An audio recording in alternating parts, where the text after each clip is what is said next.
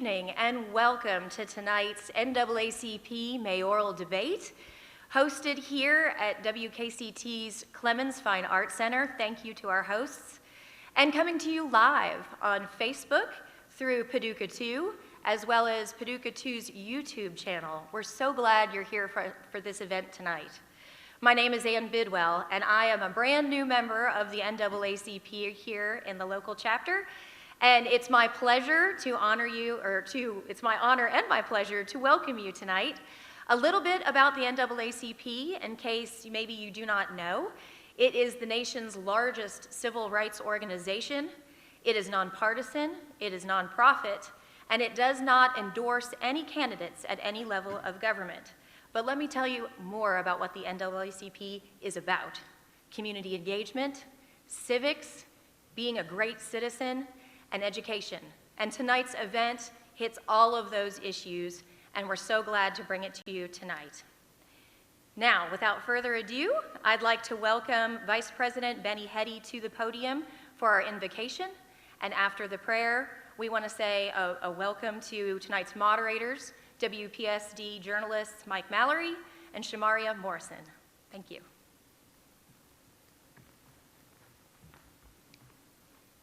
Let us bow. Gracious Father, we thank you again for this night, this assembly. We thank you that you have allowed us to be here one more time. Father, we pray especially for the candidates tonight, O Lord God. And Father, we pray for the community, Lord God, and that the things be said here tonight, Father, that it could help each and every one individually and as a whole, Lord. Father, we just pray, Lord God, that you give us strength.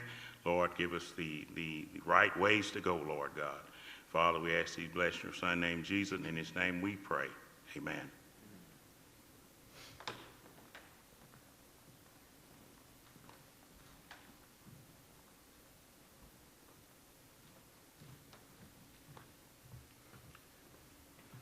Well, good evening to all of our viewers. I am Dr. Anton Reese, President of West Kentucky Community and Technical College, a 5-time top 10 community college in the nation as ranked by Aspen. We are indeed pleased to host this very important series of forums, our mayoral debates. As a higher ed institution, we freely support the freedom of expression. We would note that the views of the candidates are not necessarily reflective of the college. But with that, we look forward to this very important debate, which will continue at our chamber breakfast on October 1st. So to be sure to mark your calendars there as well. With that, I will yield the podium, and good luck to all of the candidates, and thanks to our moderators for being here this evening.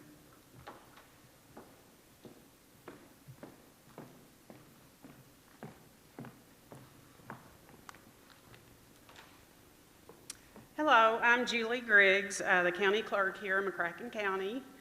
And I want to thank JW for inviting me here tonight and just go over a few of the important dates, deadlines, and the things that are different with this election because of COVID.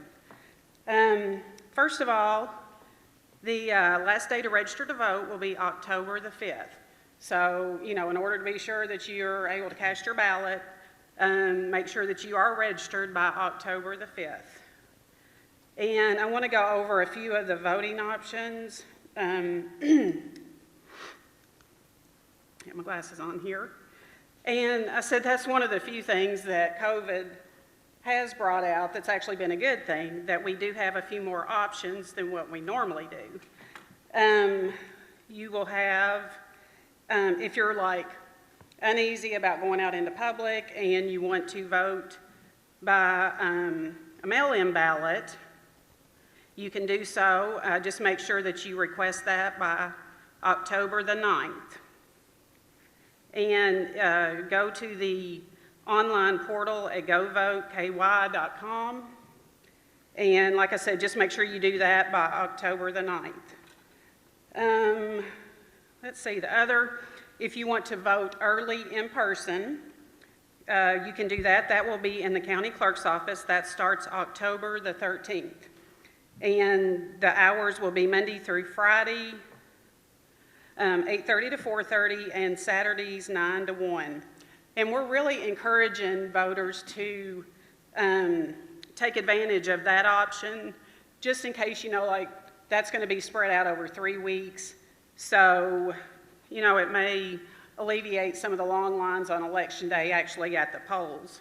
So that's your early in-person voting option. And then also you have your Election Day voting. Now this is going to be a little bit different than a normal Election Day because normally we've got 54 precincts. This time we're only going to have 11 precincts open, and those will be, we're calling them voting locations, not precincts, but those will be precinct-specific and ballot-specific.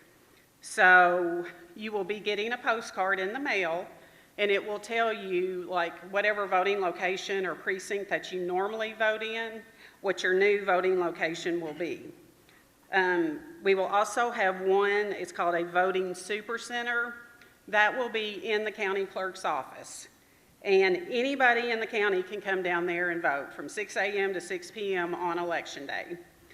Now that's an option that, like, say you work downtown, but maybe your voting location is out, towards the west end of the county.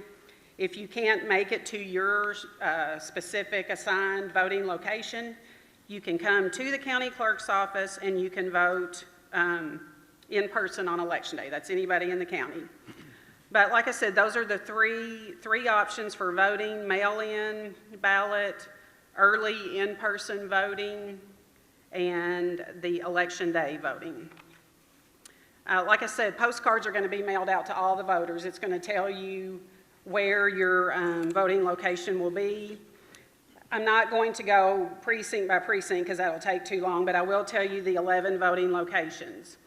Hinder and Lone Oak Elementary, and all of these that's in schools will be in the gymnasiums. Hinder and Lone Oak Elementary, Concord Elementary, McCracken County High School, Heath Middle School, Reedland Middle School, Reedland Elementary. The only one that's not a school is the Knights of Columbus Hall, and that's out in the St. John community. Lone Oak Elementary, Paducah Middle School, Paducah Tillman, and Emma Morgan. Those are the 11 voting locations, and like I said, you'll get a card in the mail that will tell you if you're in a certain precinct and you will vote in one of these voting locations. One last thing I want to go over as far as another thing that's a little bit different. Normally, election night, we have all the totals in. For the most part, we will, but we can accept ballots that are postmarked November 3rd, which is Election Day. As long as the ballot is postmarked November 3rd, we can accept it up until November 6th. So we won't actually have final totals until November the 6th, the night of that. But for the most part, we should have most of the totals in election night, and we will be releasing what totals we have. But we just want voters and candidates to know that that will not be final until November the 6th. But like I said, there's more options this time to vote. It has been a little confusing, I think, to voters. But just as long as you remember, last day to register to vote, October 5th. Deadline to request an absentee ballot, October 9th. And early in-person voting starts in the county clerk's office, October 13th.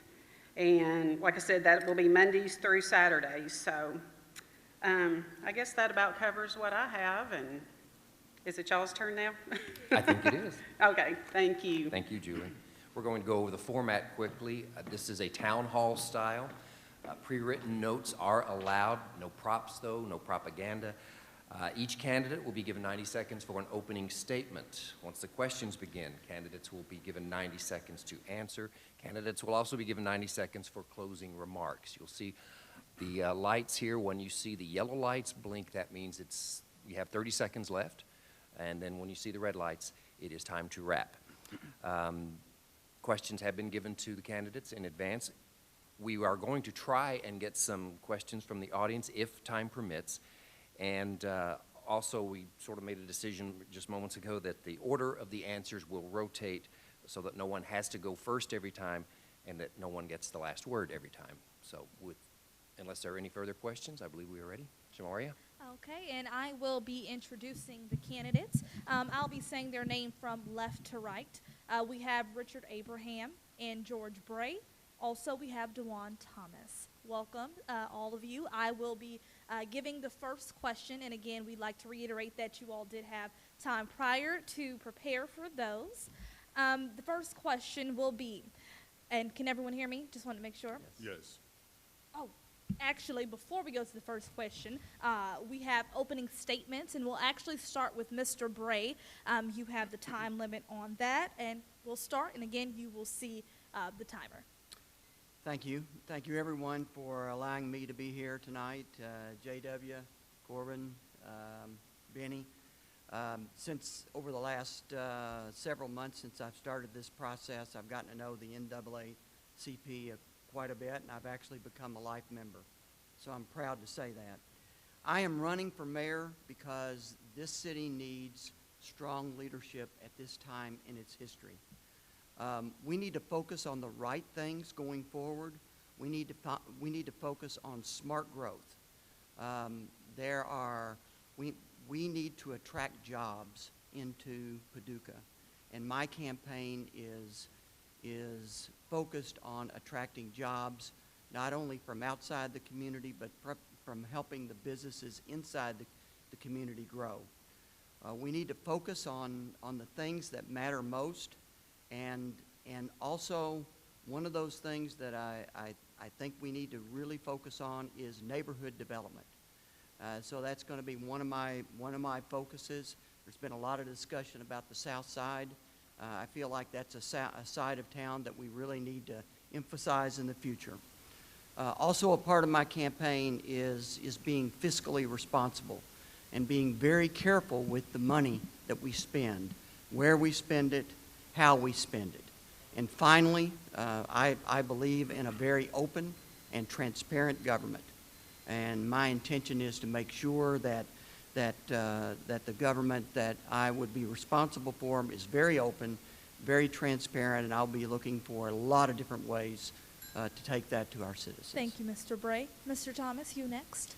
I just want to say that I'm grateful to have this opportunity. I'm thankful for the NAACP for inviting me to speak to the community. I also want to say that I know that that a lot of people can agree that we have three great candidates standing before you all, and I'm grateful to stand before these two men that I respect highly. But about me, I'm DeJuan Thomas, and I call myself the common sense candidate because I'm focused on the priorities, which is fixing our roads, fixing our sewers, and fixing our South Side. And if you want to see those things fixed, you have to write in my name this November the 3rd. Thank you. Thank you, Mr. Thomas. And Mr. Abraham. We have a wonderful form of government when it operates the way it's supposed to. And I think that's one of the reasons why we find ourselves in some situations because the system is not allowed to operate like it's supposed to operate. I am a member of the Board of Commissioners. Each member of that board has equal voting powers. And when we get out of our lane, when we don't focus on the things that we need to focus on, like infrastructure, let the private sector do what the private sector does. Folks like to look outside their window and see their tax dollars at work.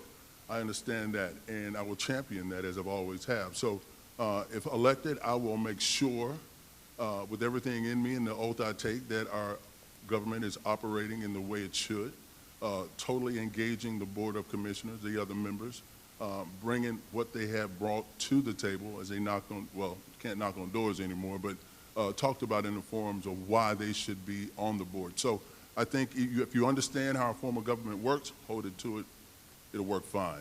Okay, thank you all for your opening statements. Now we will start the debate, and I will start with the first question.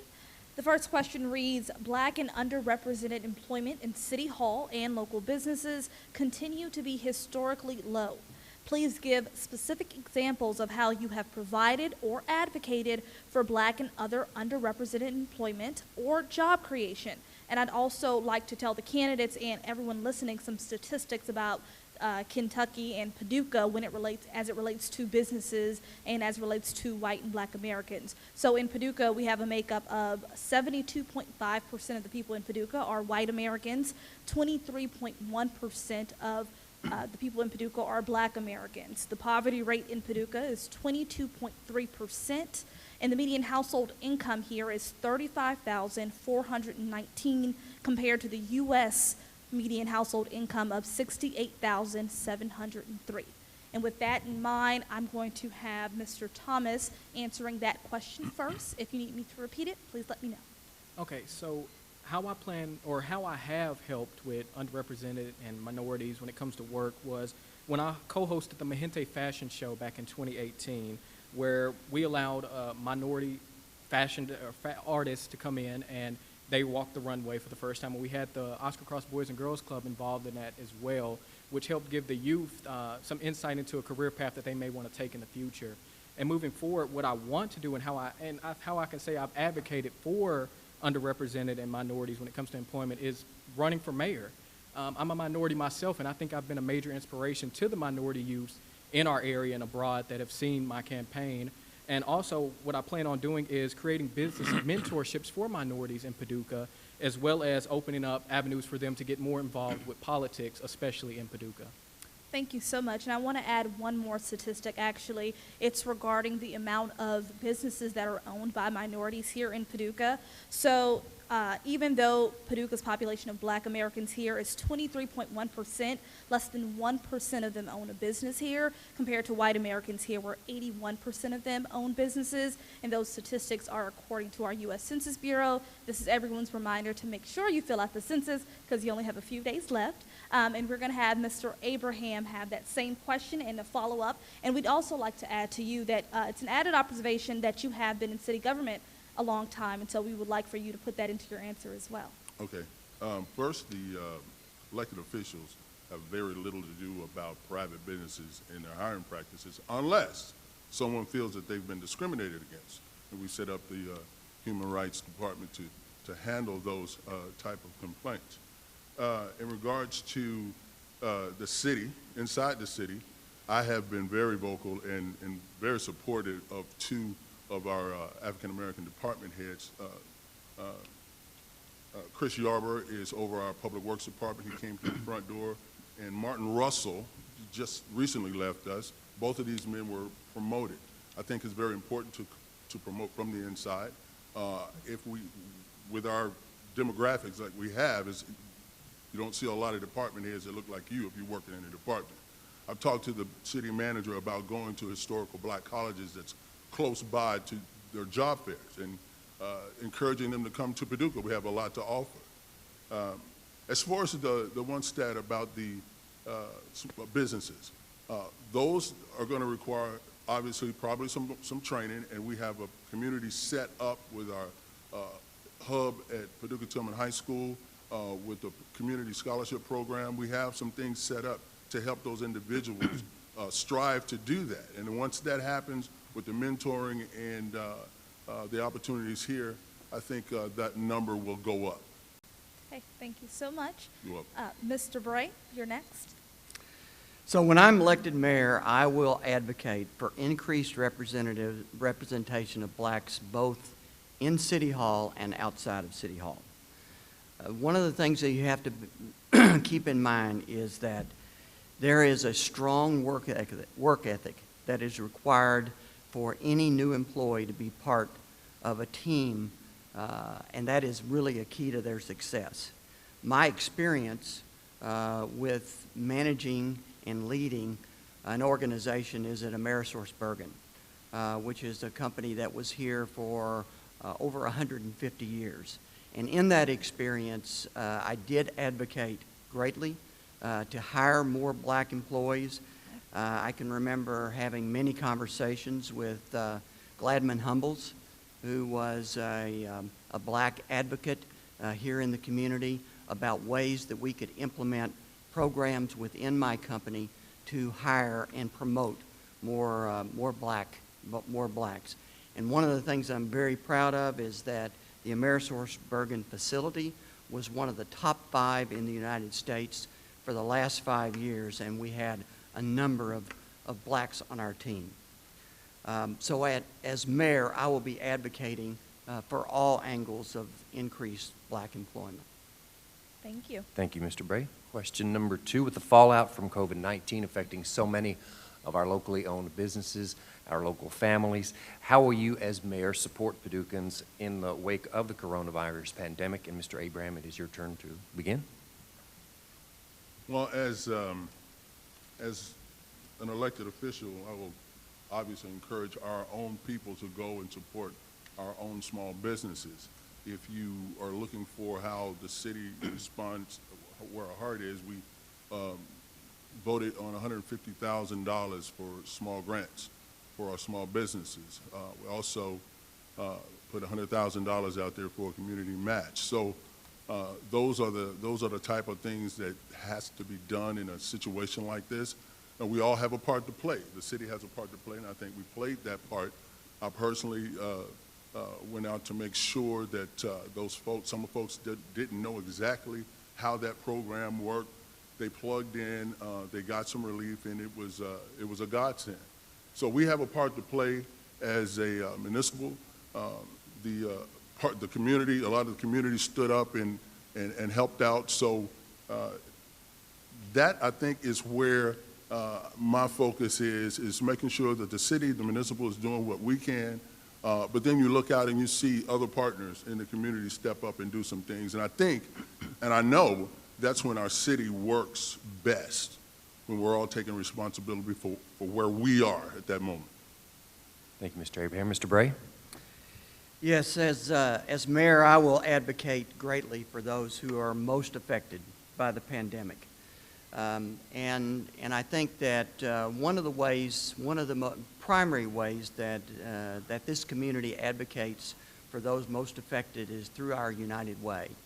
Our United Way has many great agencies that are supportive of those most in need in our community. And I've already met with them and pledged my support for them, and I will continue to do that. Personally, after the pandemic started, I personally led a fund for restaurant workers called Paducah Tip Jar. And I worked tirelessly for months trying to raise money, and we ended up raising over $53,000 for people who were most affected by the pandemic. So I understand how that affects people, and as mayor, I will continue to advocate in that manner. Thank you, Mr. Bray. Mr. Thomas?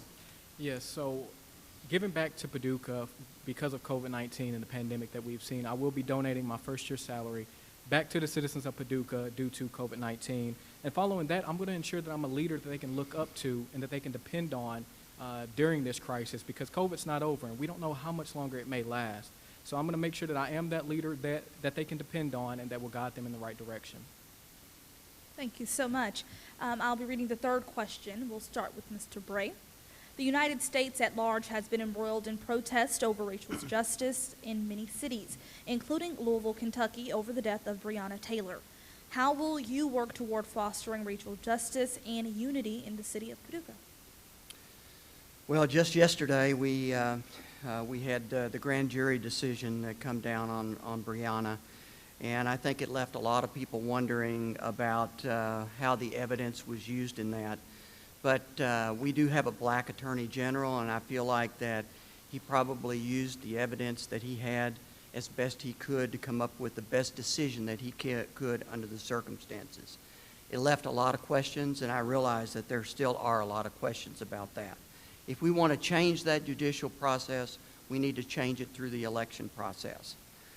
Paducah itself is not Louisville. Paducah has a great police force and an effective leader and a police force that goes through extensive training. And right after a lot of the unrest began, I attended 2 unity meetings that were led by our county judge executive. And there were things that came out of those meetings. In particular, one of those things was that the police force needed to engage more in the black community. I will support that as mayor, And I also will continue the unity meetings going forward so that we can continue to have a dialogue. Thank you. Mr. Abraham? To secure the political, educational, social, and economic equality of rights in order to eliminate race-based discrimination and to ensure the health and well-being of all persons. That should sound familiar to the members of the NAACP because that's the mission statement, and I totally stand behind that. As mayor and equal member of the Board of Commission, I will continue to support the policies we have in place of equality among our citizens. If I hear or there are questions about someone not being treated fairly, and it lays within the realm of what we're supposed to do as elected officials, I will investigate, I will ask the questions, talk about what exactly is going on, and we have, again, like I mentioned before, we have a Human Rights Commission that handles those things. But I think we all want the same thing. We want to be treated fairly. We want to be treated equally. And as long as when we do that, things run a lot smoother. And when there is a situation that goes outside of that, we need to make sure that we hold everybody accountable. Thank you. Mr. Thomas? Breonna Taylor did not receive justice. How I can help foster unity and racial justice is by teaching people and being a leader that's not afraid to speak out on these issues that are serious. We have to have understanding because in times like this, emotions run high. But what's more important is representation. We have to vote. And how I can help foster that in Paducah is by telling you there are 3 candidates that care about the community, that care about the minorities, that care about representing all of the people. That's Renardo Henderson, Lakila Badu, Robert Shai, and running for 3rd District here is Corbin Snarden. It goes deeper than just the mayor. You have to elect people that are going to make these changes. And that's how I'm going to do it in Paducah is by advocating for those minority voices that are wanting to bring change. Thank you.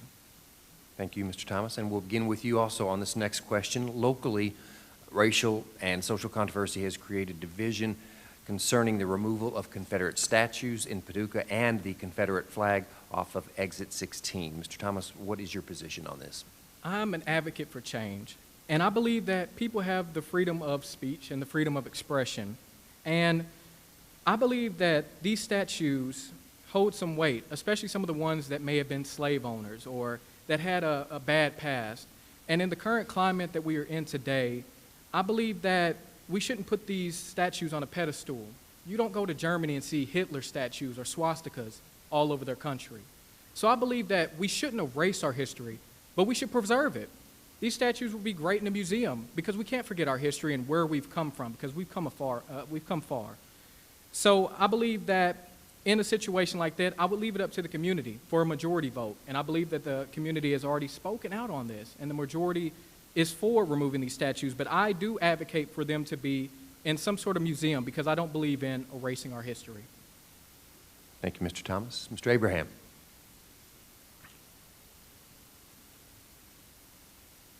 Our solemn oath is to support the Constitution of the U.S. and the Commonwealth of Kentucky.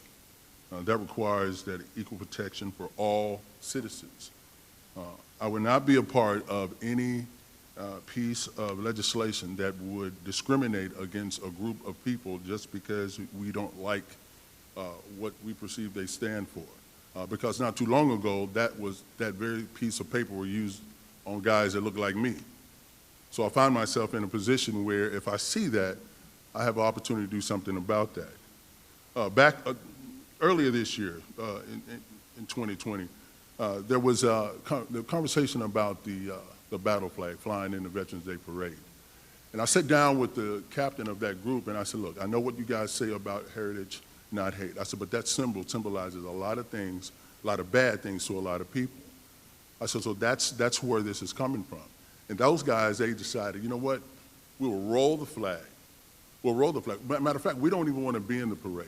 We just don't want to be stereotyped into a group of hate and bigotry. And so that, I shared that with Mr. Cleary, and that's where that was, and that's why I took the stand that I took, because that piece of legislation dripped with bigotry. And standing before you as an African-American man and with the opportunity to object to that, I was in the right place at the right time to voice my objection to that. Thank you, Mr. Abraham. Mr. Bray. Yeah, the Confederate flag out on exit 16 is not a good look for this community. It really negates a lot of the promotion and advertising, the positive aspects, the progressive aspects of this community, and that flag really doesn't frame us as a progressive community. It's out in the open. Statues, on the other hand, are not as out in the open, but they really honor individuals who stood for or fought for really a horrible cause, slavery. And I think we have to remember that there is a difference between acknowledging history and honoring unacceptable actions.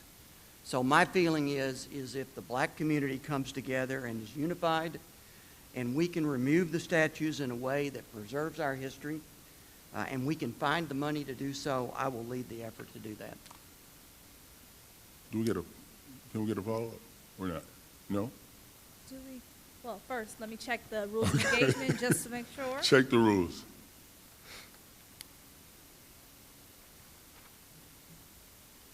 So within the rules of engagement, from what I see, is there a moment for rebuttal here? I don't see one. I could be bypassing it. I can say before the I'm open to a rebuttal. Uh-oh. Would you all three like a rebuttal? Sure. Okay, We do so, have Can we do that? we are running ahead on time, so. Yep, from the NAACP that you can't have a rebuttal, so will it be 90 seconds or shorter? Okay, 90 seconds. Okay, just a couple of things. One, when you're talking about private property, that's a whole different football there. The flag out at exit 16, I think, is privately owned. So to remove that, we're going to have to shave a little bit off the Constitution to do that. As far as the statutes, a lot of different people got a lot of different views on that. Were they horrible? Yeah. Majority of them they were horrible. But look, here's what I see. I see a people that were brought over here on chains in the belly of boats, treated like property. And here we are. I see a people that are strong, that are proud, and unapologetic. I see victors. I don't see victims. And I think that's one of the reasons why I feel the way I feel, because in spite of that mindset, as Maya Angelou said, we rose. Thank you. And Yeah, I'll take a rebuttal Okay. of that. So, first of all, I didn't suggest that we could or should remove the Confederate flag. I just was making a statement of what it represents when people come into our community. But as it relates to the statue themselves, and I realize that it is private property and there are some issues related to that, obviously, but if it represents a negative connotation for a part of our community that needs to heal, if it represents negative, then I think we as a community, that we are in unprecedented times, and now is the time for change. And I am willing to lead that change. And Mr. Thomas. And I will say that a decision like this shouldn't be left up to the mayor alone. This city isn't DeWanville. It's up to the citizens of Paducah. And if a majority speaks on it, and what I will do in this situation is give those that support the Confederate statues an opportunity to speak. Because a major thing that I run with my campaign is understanding. Because a lot of these situations can be fixed with just a little bit of education, looking into it, and understanding. So, some people see them as just, about slavery, but, there was more to it, and that's some of the things that I've spoken with the supporters of the Confederate statues, and that's what they, kind of educated me on. So I believe that giving them an ample opportunity to speak and giving the citizens an ample opportunity to speak, we can come together in a unified motion with our city government and come to a majority vote. Thank you. It is evident that the most vulnerable communities are those of color and impoverished, and that is backed by statistics. This is very apparent in sections of our city, like the South Side. How will you, as mayor, help to develop and invest in underrepresented communities and neighborhoods such as Paducah South Side? And that question is going to first go to you, Mr. Abraham. I think the South Side is going to get a lot of love in the next few years.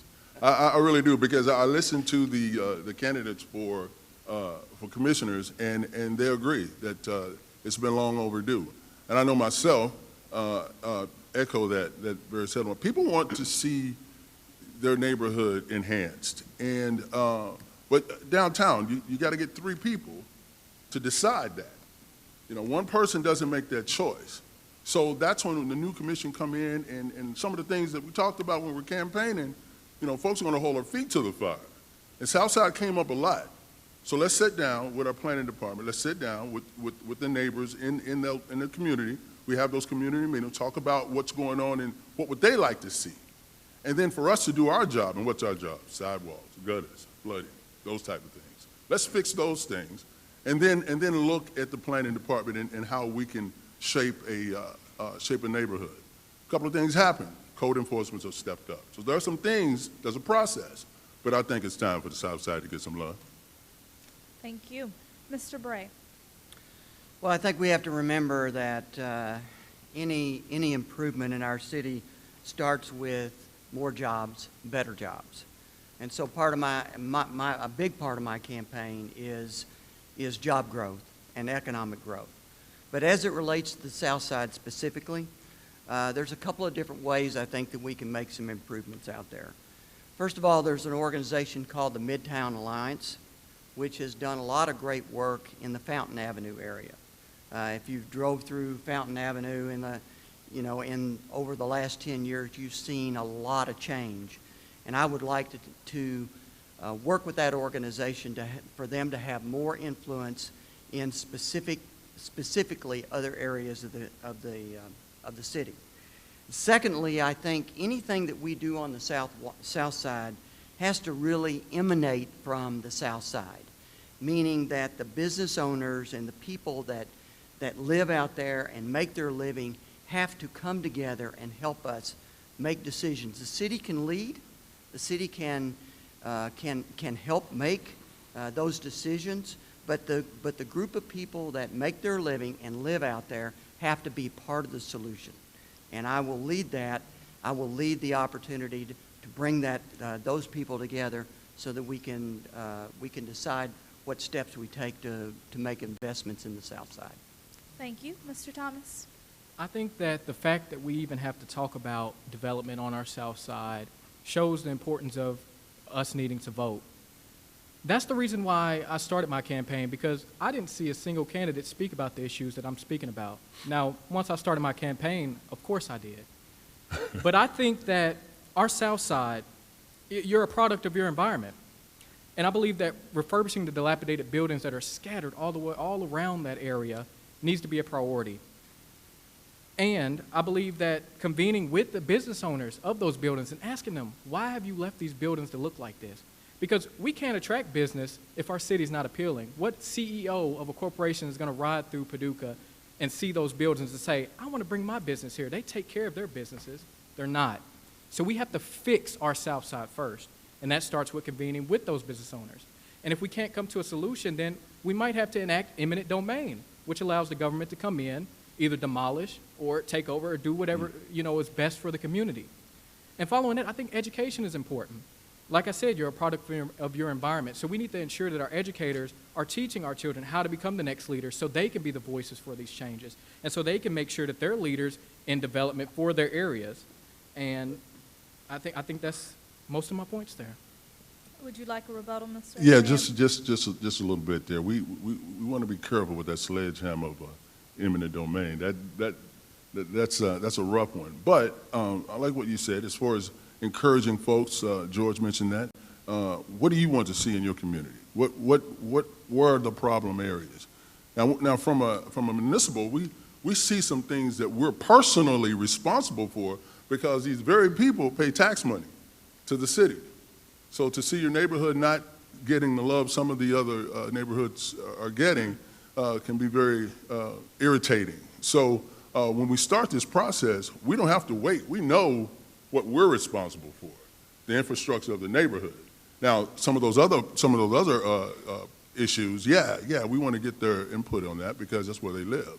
But folks want sidewalks. They want nice paved streets. You know, some neighborhoods want stop signs at each corner, and they get it. So those are the type of things we need to look into. Thank you. Anyone else with rebuttals? Okay. We'll move on to our next question. In recent projects, like the proposed city block project, the aquatic center, they've generated a lot of conversation. These are but two proposed development ideas that the next city commission, the next mayor, will be deciding upon. So do you have any ideas separate from these that foster business development and growth for Paducah? We begin with Mr. Bray. Well, the next mayor and city commission will have $20 million that is currently in a bank account that was intended for the aquatic center to use as they see fit. And I'm sure there will be a lot of discussion about that, how to use it, where to use it. But this city has definite long-term stormwater needs. And so the next city commission, the next commission must address our stormwater needs from both a short-term and a long-term basis. We have to be careful in prioritizing the big projects without getting the work that we need to get done first. And so there's lots of things that we can do around the city in terms of sprucing up and cleaning up. And so I think that probably needs to take priority. But as mayor, I will be leading the opportunity to work with developers. I've had, over the last couple of weeks alone, I've had 3 different meetings with developers of different sizes who are interested in projects in Paducah. I will be a pro-business mayor that will lead in a way that will invite developers into our city and take any hurdles as much as possible, take the hurdles down for them to do business in Paducah. Thank you, Mr. Bray. Mr. Thomas. Yes, so, and I have to give props about the aquatic center to our mayor because she was bashed a lot in the media, which I did not like, because the idea of the aquatic center was good, but the timing of it was not good. So moving forward with that, we do have that $20+ million in bonds, and I plan on using that over the course of my time as mayor to help with our sewers, because my campaign is built on fixing our sewers. That's a priority that needs to be met. And if we have that finance to do it, we need to get it done. No longer should I have, whenever it storms, go outside my door and see flood water up to my sidewalk. It's ridiculous. So moving forward from that, I also want to bring the World Festival, which is like barbecue on the river, but for different cultures. And that will be an event that will bolster revenue, it'll bolster unity, it will bring tourists, it will bring diversity, it'll bring inclusion and education. And I believe that it will be a great event for Paducah because it will allow local restaurant businesses, because Paducah is built around restaurants. So it would give them an opportunity to allow guests and newcomers to our city to enjoy their wonderful cuisine. And as well as that, we'll be able to educate ourselves and understand about diverse cultures that are here in our community. So that's some of the things I want to do moving forward. Thank you, Mr. Thomas. Mr. Abraham. Well, let's see what we look like with this COVID-19 thing going on, because it's taking a toll on the city, on surrounding cities. And so that kind of narrows our view a little bit about, in my opinion, I believe we should look at, keep things a little close to the chest to see how we navigate through these waters. In saying that, I go back to the structure of the government that we have. It's very important, especially in times when you don't have a lot of wiggle room and there's some things that happen that you had no control over, to make sure that we're navigating this ship the way it's supposed to be. And so, is that me? Was that for me? No. No. You're good. Okay. So anyway, that's where I'm on that. But can I ask George a question? Can I do that? The developers that you spoke with. Now you don't have to tell me. I'm just curious that they say they want to do business in the city. Did they happen to tell you why they're not right now? They're new developers. New developers. They're developers that are looking at the city and are buying property and are looking for ways. They connected with me because they wanted to interview me as a potential mayor candidate. So why Paducah? What do they see in Paducah that's so great? They see economic opportunity. They see opportunity to make money. Yeah, and see, that's what business people do. They see an area they can make money and they want to invest in that area. What's drawing them to Paducah was something that we didn't have anything to do. We're located wonderfully, and I encourage those business owners to do that. Look at Paducah because we have a lot to offer, and George just told you why. Any rebuttals? All right, thank you. The next question. The nation and cities are polarized around support or disapproval of Black Lives Matter, the movement. And actually a recent poll showed that support for the movement has been going down as protests continue for these past months. And these protests continue in cities like Louisville, Rochester, Minneapolis.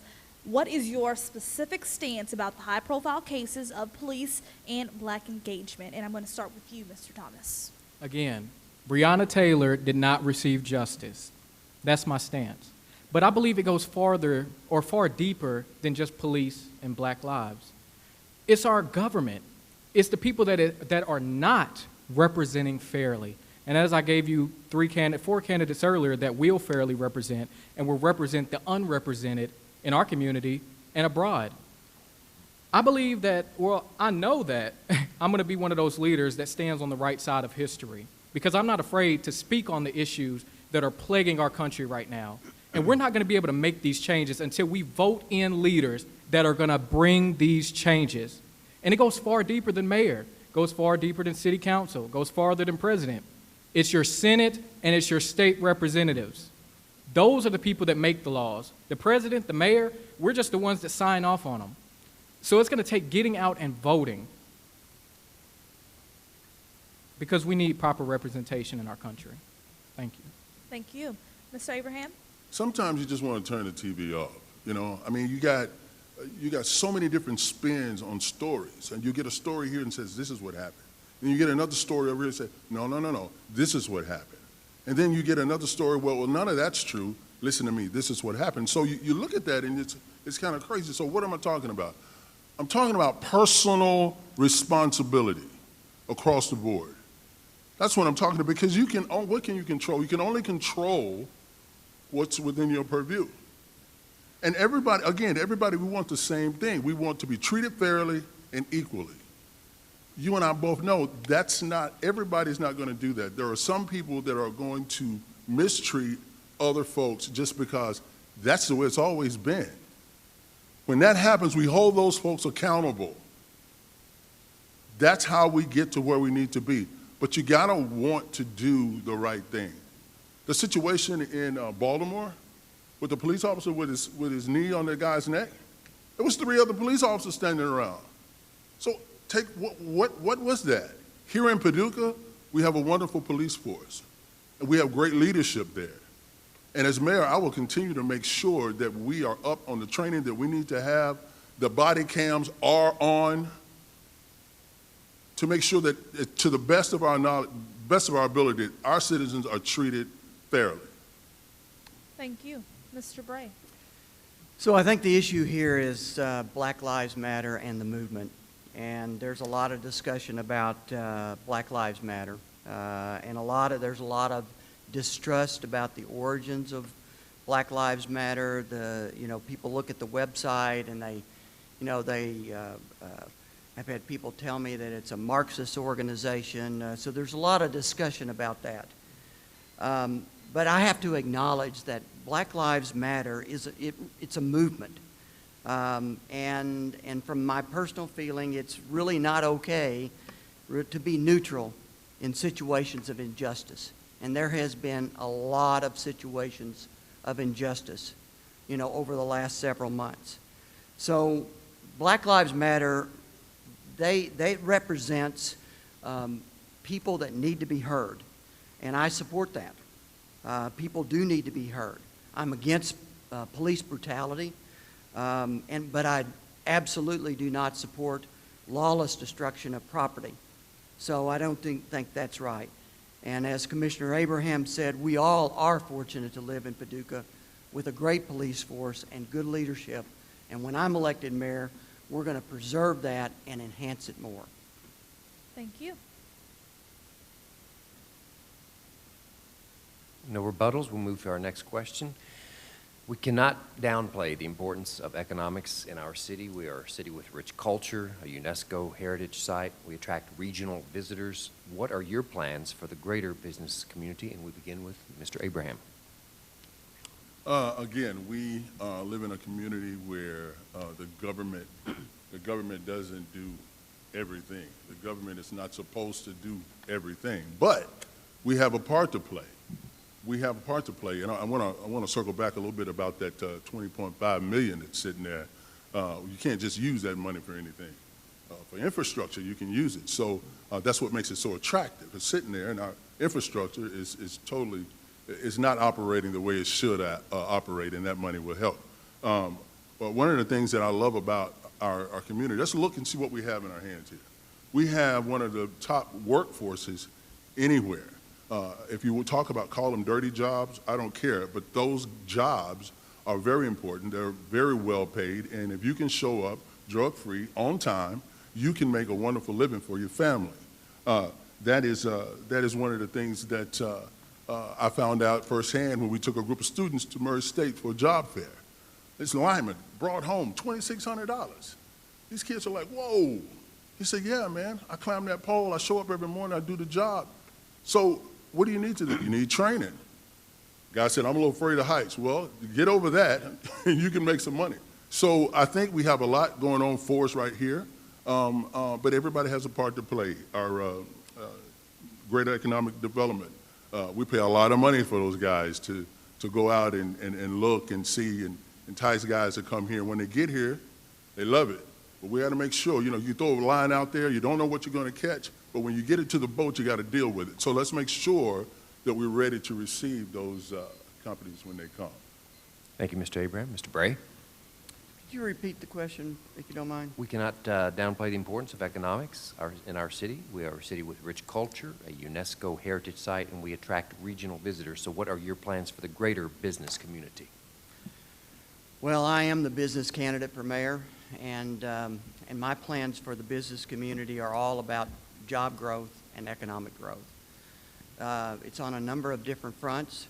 It's doing our best to recruit new businesses into our community. It's helping the businesses that are here grow. It's helping the small businesses that want to get bigger, that don't have access to capital, that don't have access to expertise. It's helping them and embracing them. One of the things I've said a number of times, one of the most successful businesses we have in Paducah is CSI. They started here, they've grown here, they're a national company, a real success story. We may have 2 or 3 other CSIs in Paducah right now, and we need to know where those businesses are, we need to embrace them, we need to help them grow. So I am the candidate for economic growth, and I am the pro-business candidate. And my, as mayor, I will be pro-business in everything that I do. Thank you, Mr. Bray. Mr. Thomas? So my plans for the greater business community of Paducah is using common sense and focusing on the priorities. Because again, we cannot bring business if we're not taking care of the businesses that are already here. And that starts with fixing our roads, fixing our sewers, and fixing our south side and the other impoverished areas in our city. And that starts with, as I said, fixing those items with the finances that we have available. And that's not just going to be a simple decision. It will take the commission. As Mr. Abraham has said before, the mayor is only one vote. So you have to make sure to put in a commission that's going to be, that wants to help the city in its entirety and help the businesses in their entirety by focusing on the priorities. And I think how I'm going to help is with my World Festival. That's going to increase revenue. That's going to increase the population. That's going to increase tourism. It's going to increase business. And I believe that bringing better representation for minority businesses and putting them in the spotlight is going to help out a lot, because we have places like Big Ed's.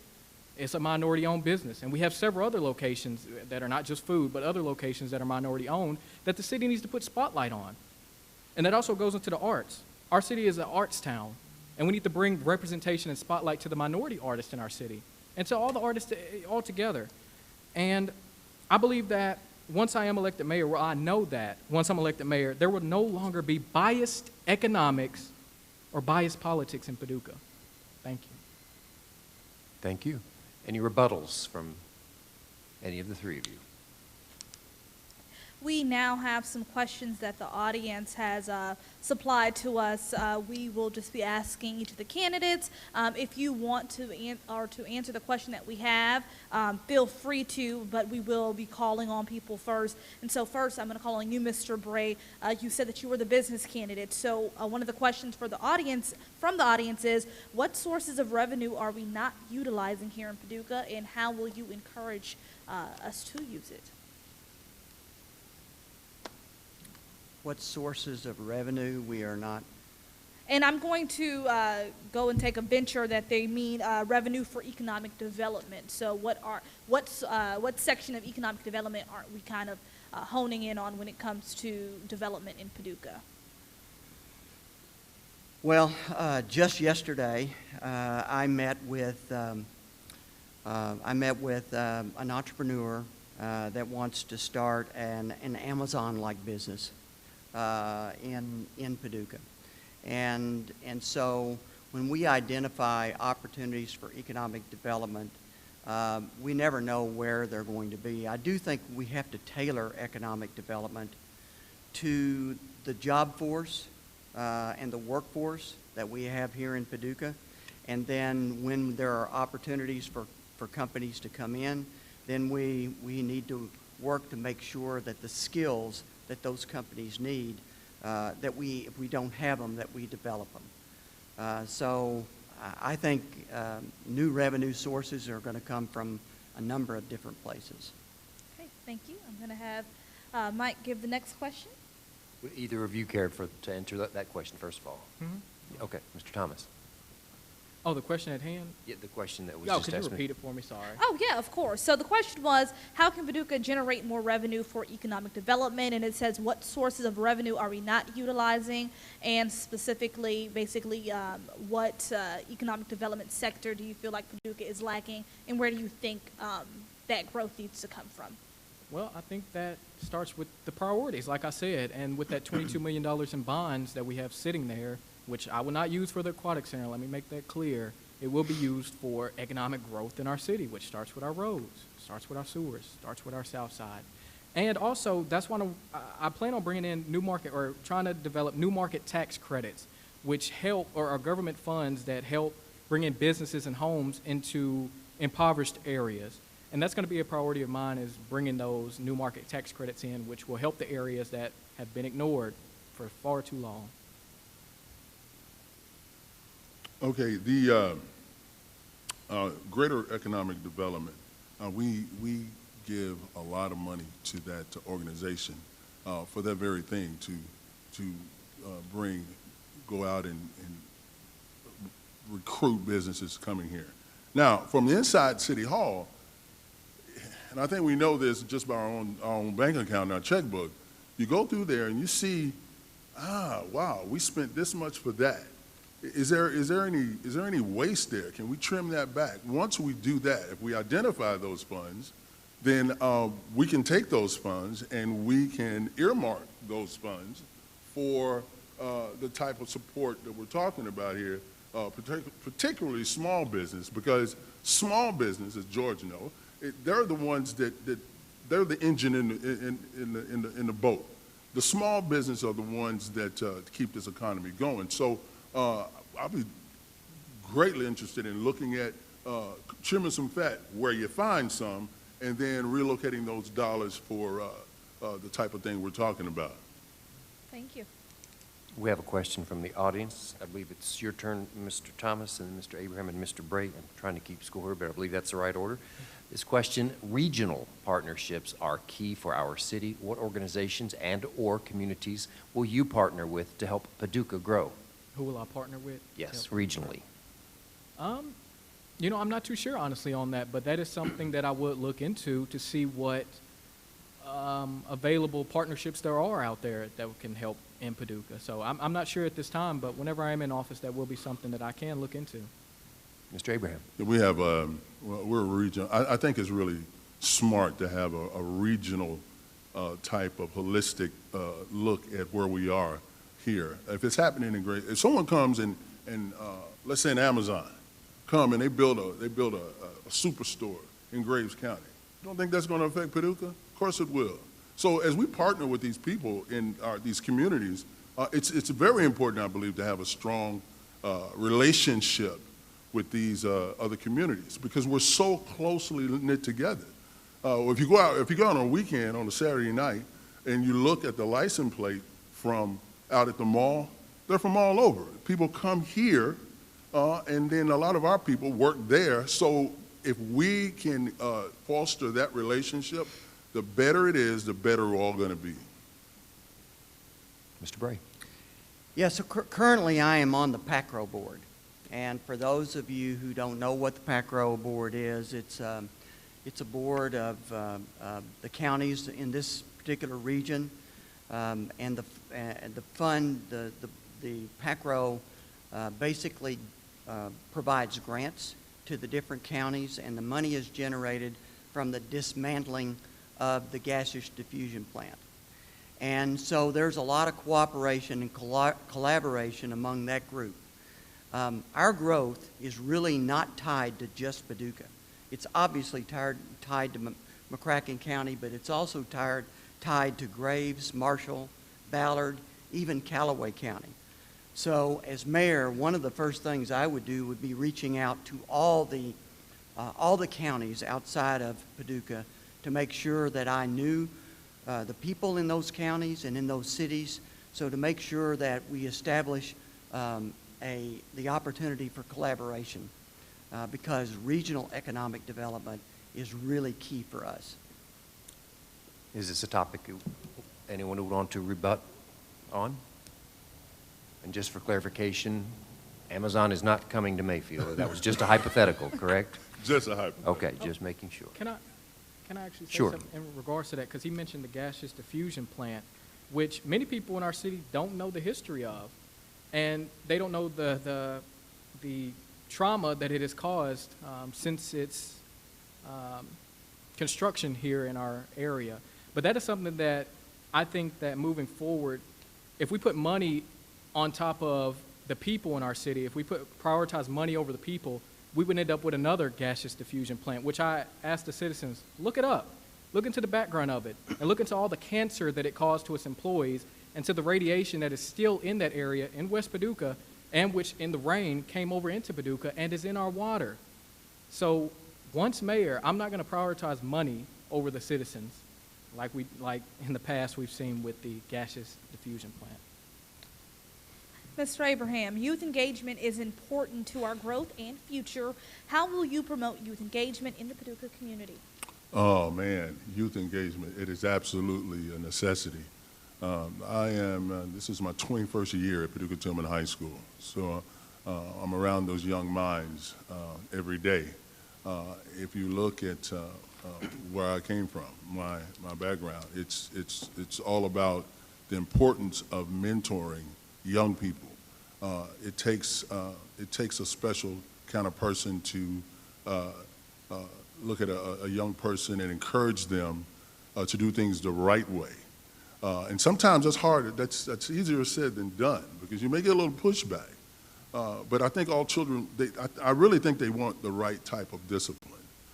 And so when you see that, and I think that's one of the big things here in Paducah that more folks could get involved in is that mentoring of young people, which will help as they grow and they come back to the city and they develop that love for us. Okay, thank you so much, Mr. Bray. Same question if you would like to answer it. Yes, I have a long history of mentoring young people and quite a track record. It's something that I enjoy very much. It's always been important to me. But I have a specific idea for something that when I'm elected mayor that I'd like to re-implement for the city. I've had a number of people come to me and tell me that when their kids were in their teens, they worked for the city during the summer. And there was a program, I believe it was implemented under Mayor Montgomery, I'm not certain about that, where over the summer, the city hired a fairly large group of students, and then assigned somebody to manage them over the course of the summer. I don't know why that program went away, but I had several people show me their pictures on the steps of City Hall, and they were talking about the discipline that they learned that summer and how important it was to their career. And that is something that I'd like to re-implement if elected. Thank you. Mr. Thomas. Could you repeat that question? Of course I can. The question from the audience is, youth engagement is important to our growth and future. How will you promote youth engagement in the Paducah community? Definitely. My campaign is built on, inspiring the youth, especially when it comes to politics, and letting them know that our voices matter too, as you can see. And moving forward, I want to bring in mentorship programs, because there's youth out there that don't have people that they can look up to, and I believe that that's something that is lacking in our community, or that I haven't heard of. We do have programs like the Oscar Cross Boys and Girls Club and things like that, but we need more mentorships here in the city, and that's what I plan on bringing, especially like internships or something along the lines of that once I'm elected mayor in city government. So youth can see what it's like to be a part of politics and see that, just because of your age, just because you're young doesn't mean that you don't have a voice, because you are the future leaders of this country. And it's time for more leaders to stand up and tell the youth that you are the future, and it's time to let them take over take that pedestal, or it's time for them to pass down the torch to the youth, and that's what I plan on doing in the city. Thank you. We have another question that has just been submitted. Our nonprofits are dear to Paducah. How can the office of mayor support these critical organizations? Mr. Bray, I believe it is your turn. Sure. Well, nonprofits are very, very important to the city. The city itself cannot support all the nonprofits in terms financially. The city's not set up to do it that way. But certainly as mayor, I can advocate for the United Way because they are an umbrella organization to a number of our nonprofits. I can work with United Way to help them raise money, make sure that our citizens and our businesses know how important. I think as mayor, I think the mayor's position is one of influence. So if the mayor wants to advocate for in a certain area, and they want to push certain things, then they have the opportunity to lead. And I think that my track record with nonprofits, as a board member of the Oscar Cross Boys and Girls Club for over 20 years, I understand the value and the importance of nonprofits, and I certainly will be advocating for them as mayor. Mr. Thomas. Yeah, so definitely, I will be advocating for nonprofits in our community, but the mayor and that position is only, one person, and we only have so much influence. So I would try to work with our local media, because they have the biggest pool in our city for the most part. And I believe working with them to help advocate for these nonprofits and to help bring finances and awareness to these nonprofits that many people might not know about. And, the mayor doesn't have a news channel. All we have is a Facebook, official Facebook page. So I think working with the media will be a good step forward in helping with these nonprofits. Thank you. And Mr. Abraham. Nonprofits they're crucial, help so many people on so many different levels. And like George said, the city has a part to play in that. Our employees get very involved in giving to the United Way. They cover a lot of smaller agencies. But just having that benevolent spirit is key. It never ceases to amaze me the ways that our nonprofits, they figure out a way to raise money. Some great ideas, some kind of, like, wow, I never thought of that. But what happens is every single time the people of the city step up and they meet that goal, whether it's a cancer walk, whether it's Dancing with the Stars, it doesn't really matter.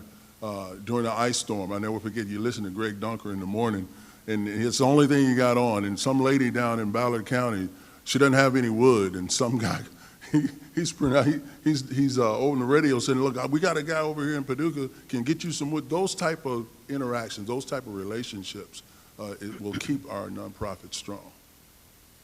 Thank you. We have time for one more audience question, and then we will go to the closing statements.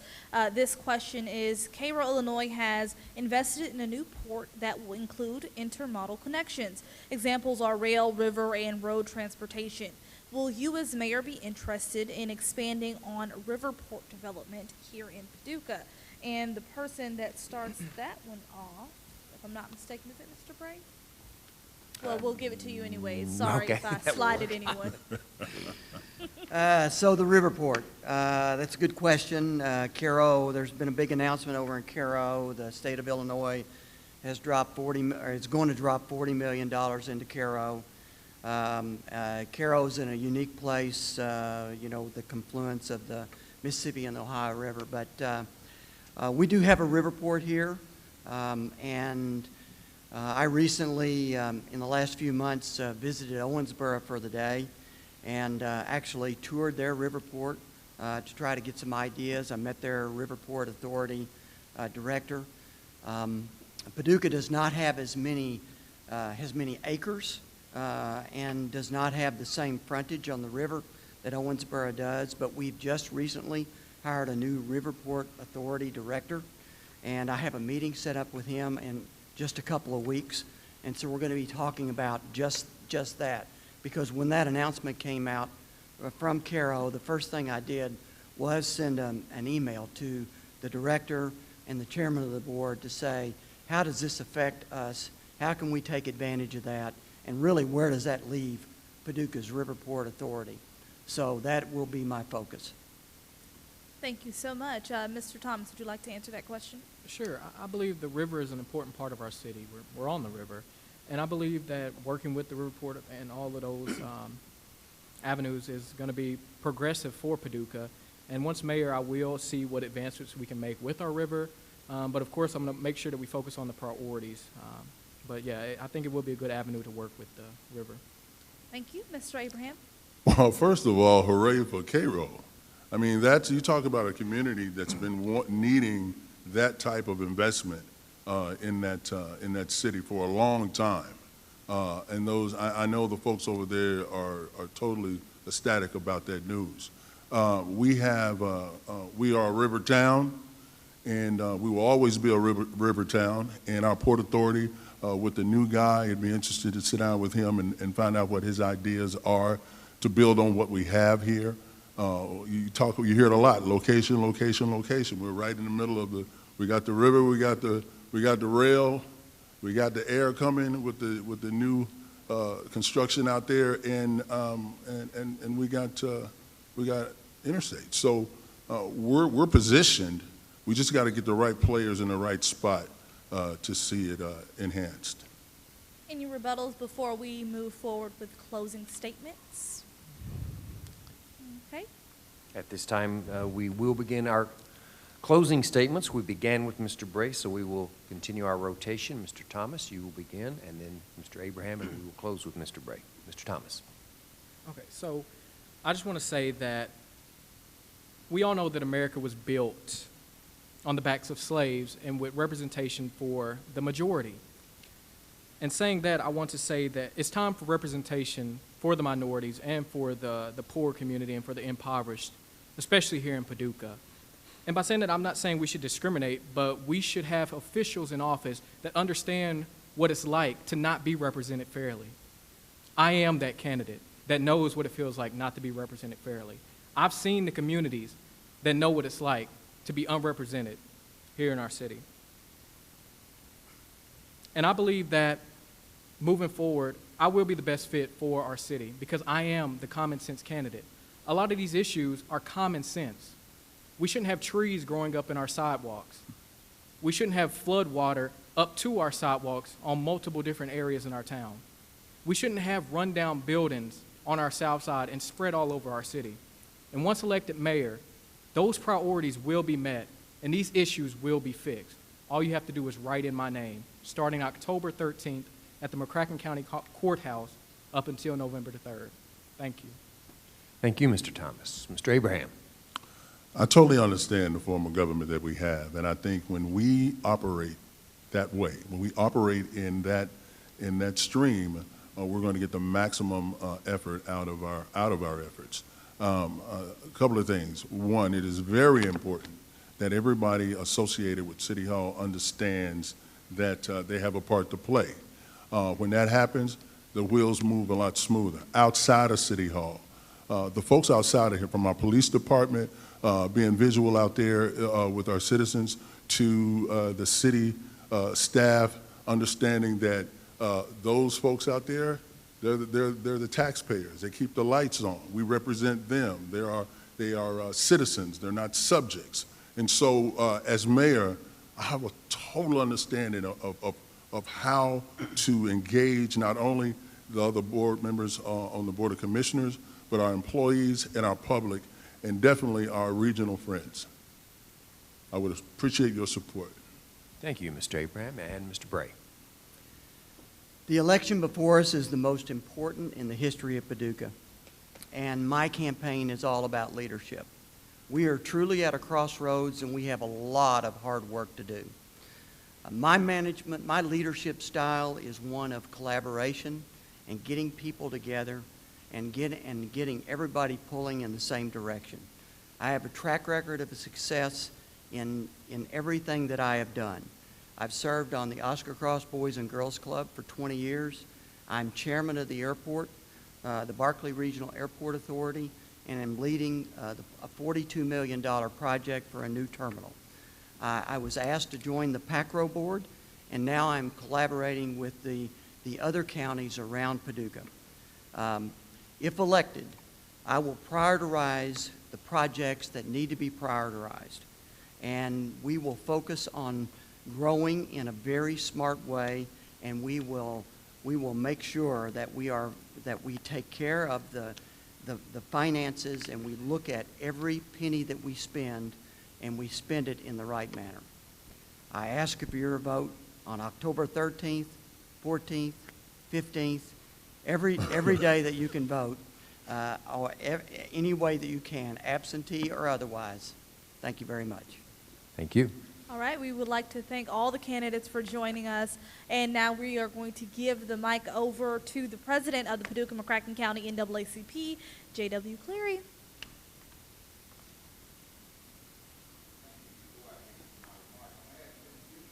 Degrees, come back up here if you don't mind. We had a question in the audience that what form of ID do they need to bring to the polls?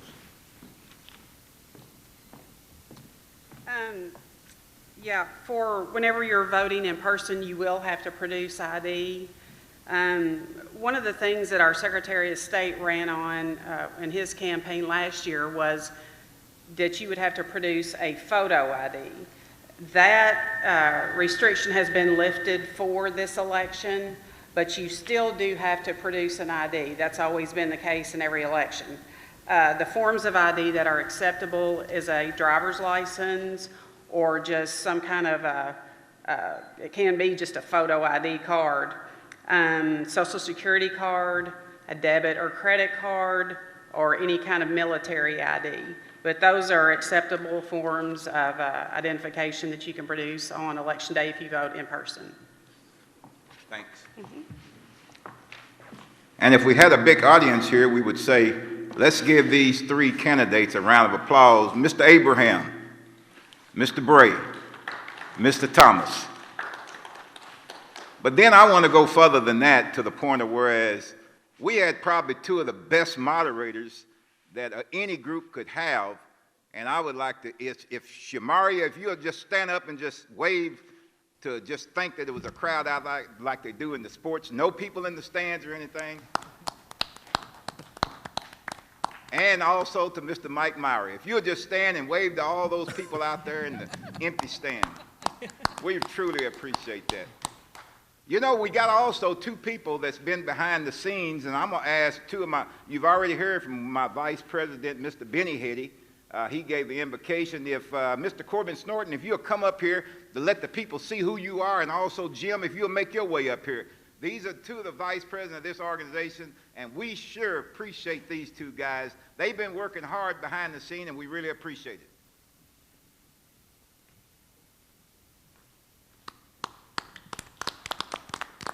You can at least say hi.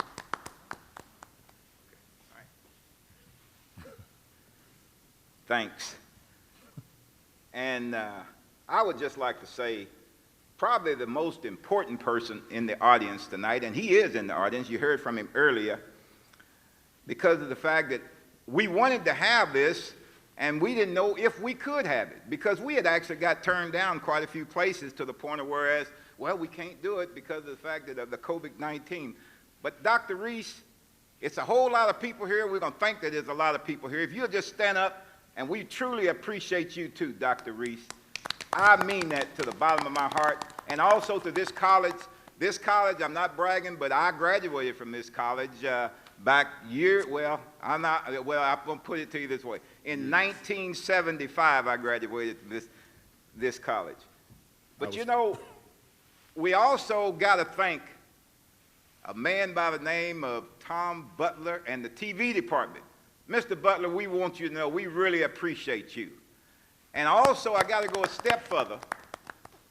You know, WPSD has come on, and Mr. Perry Bach, anything that I ask for, he always willing to try to help us out.